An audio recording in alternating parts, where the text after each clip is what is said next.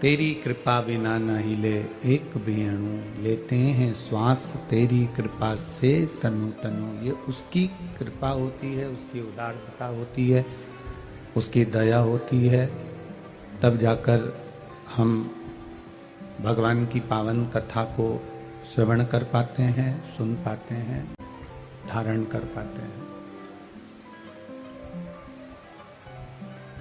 एक भक्ति, एक मुक्ति।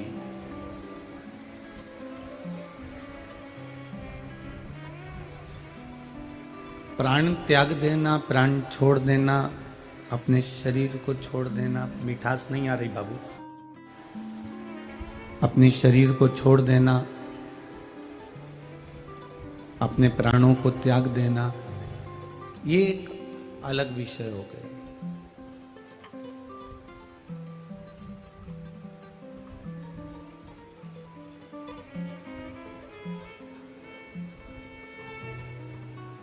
प्राण त्याग दिए, प्राण छोड़ दिए, शरीर छूट गया, शरीर चला गया,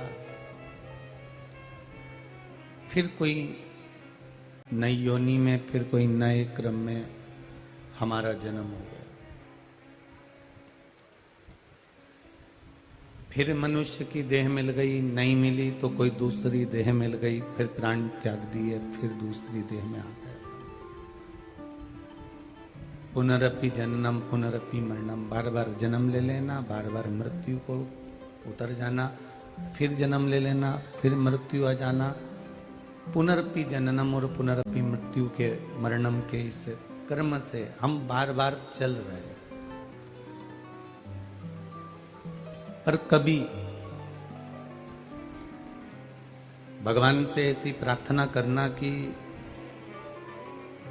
जन्म और मरण के इस प्रपंच से हम छूटकर केवल भगवान की शरणागति में जाकर जीवन पर्यंत बैठ जाएं, फिर कोई जन्म ना हो, कोई मृत्यु ना हो, हमारा कोई जन्म ना हो, कोई मृत्यु ना हो।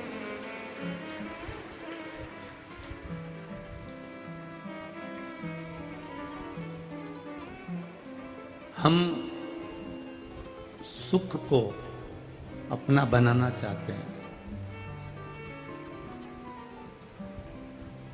कि सुख हमारा बन जाए, सुख हमारा हो जाए।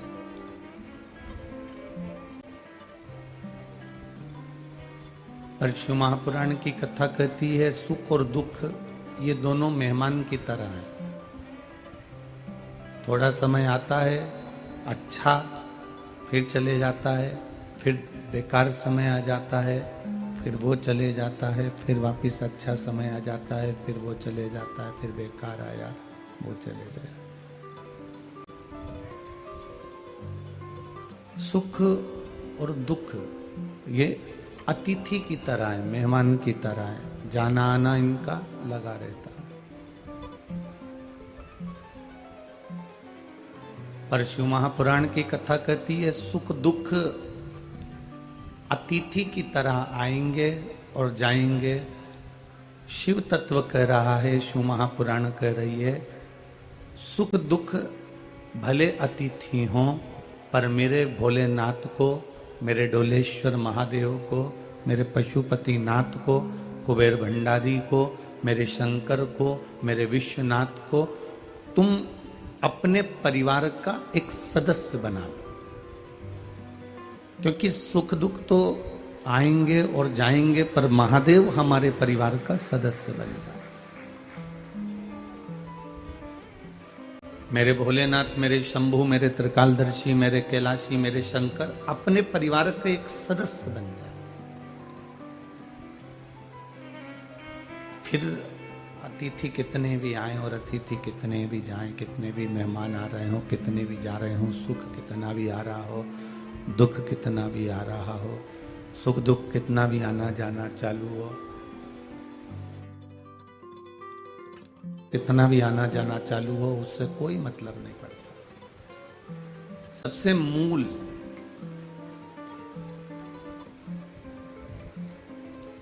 सबसे महत्वपूर्ण हमारा शिव का हमारे परिवार का एक सदस्य बन जाना।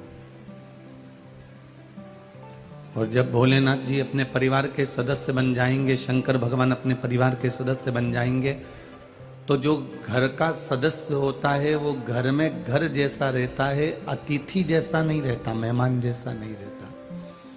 आपके जीवन में थोड़ा सा भी कष्ट आएगा तो जो घर का सदस्य है वो भी दुखी हो जाएगा। आपके जीवन में थोड़ी सी खुशी आएंगी तो जो आपके घर का सदस्य है वो भी खुश हो जाएगा। तो हमारे जीवन में जो दुख आएगा या तकलीफ आएगी या कष्ट आएगा तो हमारा देवाधिदेव महादेव हमारे सामने आकर खड़ा हो जाएगा और उस दुख को रोकने का प्रयास करेगा। जब परिवार का सदस्य स्वयं शिव बन गए, परिवार के सदस्य स्वयं शंकर बन गए, तो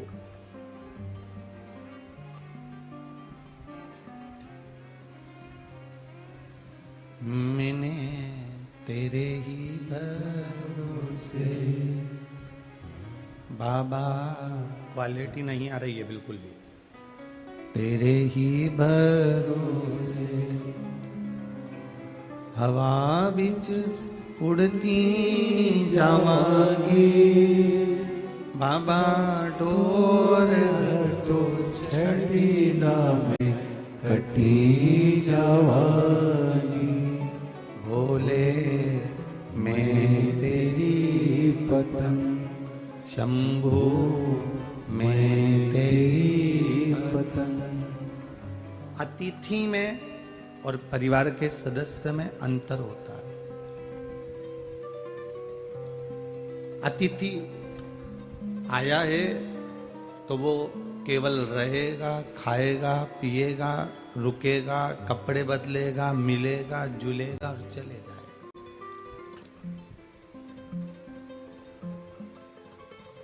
खुद के घर में और होटल में जमीन आसमान का अंतर होता है। धर्मशाला में रहना और अपने घर में रहने में जमीन आसमान का अंतर होता है। होटल में रहना और घर में रहना जमीन आसमान का अंतर होता है।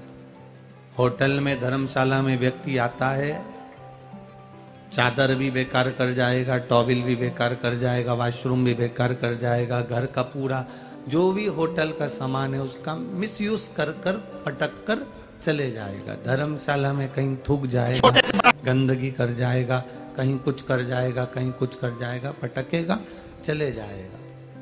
और खुद का यदि घर हो, खुद का अगर कमरा हो, खुद का अगर मकान हो तो वो गंदगी करेगा क्या?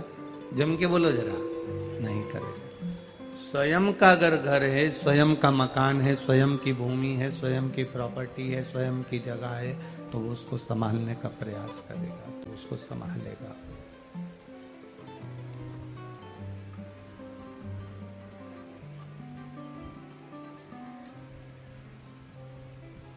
परमात्मा जिस दिन हमारा हो गया, मेरा देवाधिदेव महादेव जिस दिन हमारा हो गया, मेरा उगड़दानी, त्रिकालदर्शी, कैलाशी, अविनाशी, मेरा डोलेश्वर महादेव जिस दिन हमारा हो गया, अपना हो गया, फिर जैसे अपने घर को हम संभाल कर रखते हैं, अपने कमरे को हम सजा कर रखते हैं, अपने घर को हम संजो कर रखते हैं, अपने घर की हम सफाई रखते हैं, जिस दिन इस आत्मा का मालिक परमात्मा हो गया, उस दिन इस शरीर को संभालने की जवाबदारी उस परमात्मा की हो जाती है। फिर वो उसको संभाल लेगा, फिर वो उसको संभाल लेगा। जवाबदारी उसकी हो गई, फिर अपनी जवाबदारी समाप्त हो।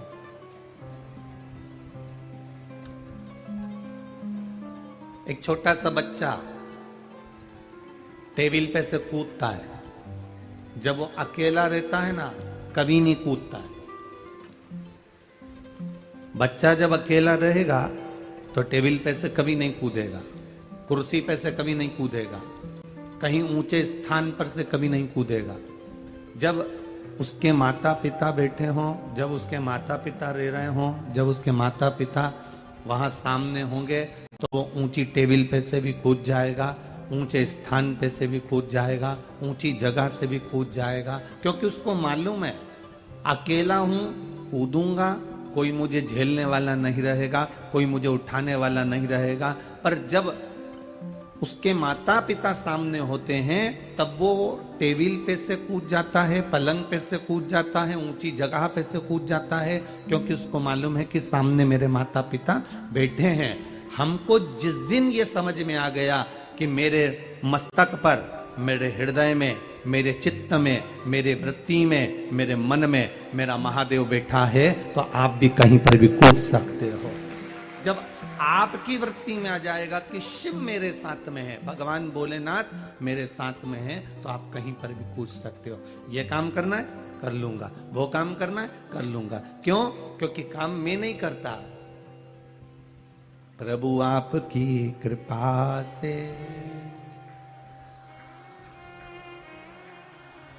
सब काम हो रहा